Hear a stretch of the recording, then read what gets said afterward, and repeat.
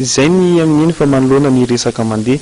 momba ny fitantanana ny Samva sy anjara andraiky ny mitondra fanazavana mikasika izany indrindra ny misitry ny rano ny angovo ary ny akoranafo.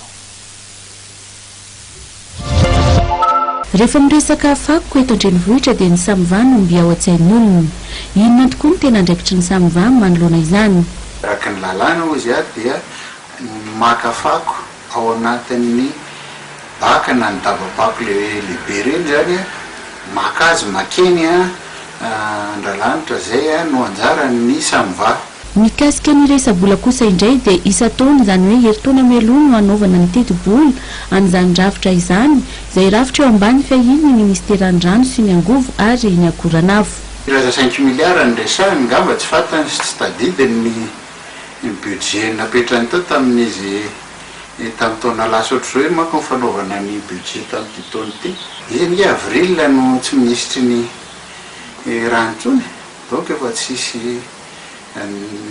tsy nanao an'izany akory ary izy zany tamin'ity taona ity. Fa rehefa nakambana ministera dia mbola misy le atao hoe fusion zany dia budget io mbola niandry loi rectificative zay vao natao dia avril vao tendry taty amin'ny volana juin vao mivoaka mihitsy ny budget afaka nampiasaina dia ny Samva navoaka voalohany 450 millions d'ariary satria 900 millions ny ao anatin'ny budget de fonctionnement zany ho an'ny ministeran'ny rano momba ny rano fotsiny zay ary 1 milliard 400 ny tao amin'ny pipa zany na ny investissement public dia ny tany amin'ny fonctionnement 450 millions d'ariary ny atsasany tonga dia tamin'ny volana juin alefa ary ny pipa dia ny atsasaky ny 1 milliard 400 zay ny inscrit ao anaty budget fa tsisy an'izany 5 milliards resahany zany tao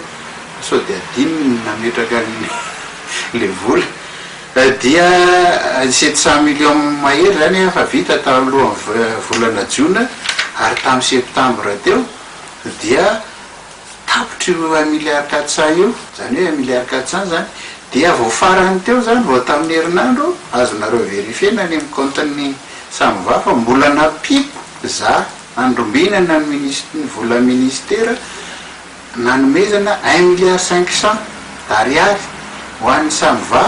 andoavana ny apahan'ny trosa zay mivangony tato anatin'ny Samva ao anatin'ny izay